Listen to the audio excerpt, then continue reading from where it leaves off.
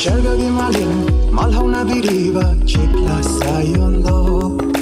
Kohu konga na fagun ta haudo liba chekla sayono Jum jum tau liba lechugi ma folak tu na lakparat Tagup taringat liba nungshi egi shai konda tamnara